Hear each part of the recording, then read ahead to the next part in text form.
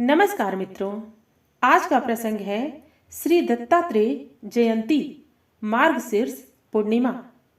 मित्रों, महायोगीश्वर दत्तात्रेय जी भगवान विष्णु के अवतार हैं। इनका अवतरण मार्गशीर्ष की पूर्णिमा को प्रदोष काल में हुआ था। अतः इस दिन बड़े समारोह से दत्त जयंती का उत्सव मनाया जाता है। श्रीमद् भागवत 2/7/4 में आया है कि पुत्र प्राप्ति की इच्छा से महर्षि अत्रि के तप करने पर दत्तो मयाहमिति यद भगवान स दत्तः, मैंने अपने आप को तुम्हें दे दिया। श्री विष्णु के ऐसा कहने से भगवान विष्णु ही अत्रि के पुत्र रूप में अवतरित हुए और दत्त कहलाए। अत्रि पुत्र होने से ये आत्रेय कहलाते हैं। दत्त और आत्रेय के संयोग से इनका नाम दत्तात्रेय प्रसिद्ध हो गया। इनकी माता का नाम अनसुईया है, जो सती शिरोमणि हैं तथा उनका पतिव्रत्य संसार में प्रसिद्ध है। एक बार की बात है, श्री लक्ष्मी जी, श्री सती जी और श्री सरस्वती देवी को अपने पतिव्रत्य पर अत्यंत गर्व हो गया। भगवान को अपने भक्त का अभिमान सहन नहीं होता। तब उन्होंने एक अद्भुत लीला करने की सोची। भक्त वत्सल भगवान ने देवर्षि नारद के मन में प्रेरणा उत्पन्न की। नारद जी घूमते घूमते देवलोक पहुँचे और तीनों देवियों के पास बारी बारी से जाकर कहा, अत्रि पत्नी अनसुईया के समक्ष आपका सतीत्व नगण्य है। तीनों देवियों ने अपने स्वामियों विष्णु, महेश और ब्रह्मा से देवर्षि नारद की यह बात बताई और उनसे अनसुईया के पतिव्रत्य की परीक्षा करने को कहा। देवताओं ने बहुत समझाया, परंतु उन देवियों के हठ के सामने उनकी एक न चली। अंततः साधु वेश बनाकर वे तीनों देव अत्रि मुनि के आश्रम में पहुँचे। महर्षि अत्रि उस समय आश्रम में नहीं थे। अतिथियों को आया देख देवी अनसुईया ने उन्हें प्रणाम कर अर्घ्य, फल, मूल आदि अर्पित किए, किंतु वे बोले, हम लोग तब तक आतिथ्य स्वीकार न करेंगे जब तक आप निर्वस्त्र हो हमारे समक्ष नहीं आएंगी।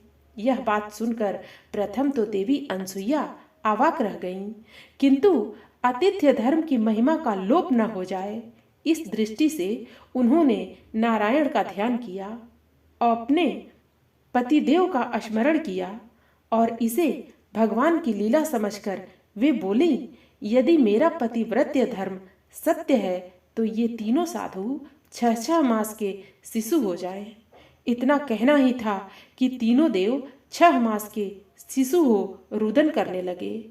तब माता ने उन्हें गोद में लेकर स्तनपान कराया, फिर पालने में झुलाने लगी। ऐसे ही कुछ समय व्यतीत हो गया। इधर देवलोक में जब तीनों देव वापस न आए तो तीनों देवियां अत्यंत व्याकुल हो गईं।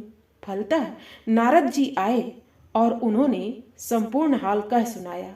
तीनों देवियां अनसुईया के पास आईं और उन्होंने उनसे क्षमा मांगी। देवी अनसुईया ने अपने पतिव्रत्य से तीनों देवों को पूर्व रूप में कर दिया। इस प्रकार प्रसन्न हो तीनों देवों ने अनसुईया से वर मांगने को कहा, तो देवी बोली, आप तीनों देव मुझे पुत्र रूप में प्राप्त हों। तथा वस्तु कहकर तीनों देव और देवियां अपने अपने लोक को चले गए। कालांतर में यही तीनों देव अनसुईया के गर्भ से प्रकट हुए। ब्रह्मा के अंश से चंद्रमा, शंकर के अंश से दुर्वासा तथा विष्णु के अंश से दत्तात्रेय जी का जन्म हुआ। इस प्रकार अत्रि तथा अनसुईया के पुत्र रूप में श्री दत्तात्रेय जी श्री भगवान विष्णु के ही अवतार हैं और इन्हीं के आविर्भाव की तिथि श्री दत्तात्रेय जयंती कहलाती है। भगवान दत्तात्रेय कृपा की मूर्ति कहे जाते हैं। परम भक्त वत्सल दत्तात्रेय जी भक्त के स्मरण करते ही उनके पास पहुंच जाते हैं। इसीलिए इन्हें स्मृतिगामी तथा स्मृति मात्रानुगंता कहा गया है। ये श्री विद्या के परम आचार्य हैं। श्रीमद् भागवत आदि में आया है कि इन्होंने 24 गुरुओं से शिक्षा पाई थी। भगवान दत्त जी के नाम पर दत्त संप्रदाय दक्षिण भारत में विशेष प्रसिद्ध है। गिरनार क्षेत्र श्री दत्तात्रेय जी का सिद्ध पीठ है।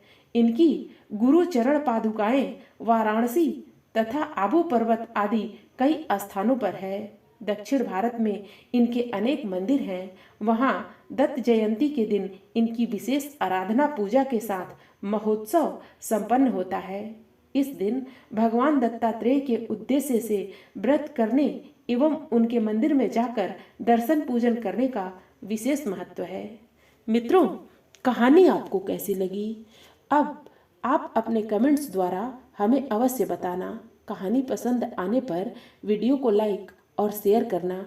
ऐसी और कहानियाँ सुनने के लिए हमारे चैनल को सब्सक्राइब कर लेना। फिर मिलते हैं अगली प्रस्तुति के साथ। धन्यवाद।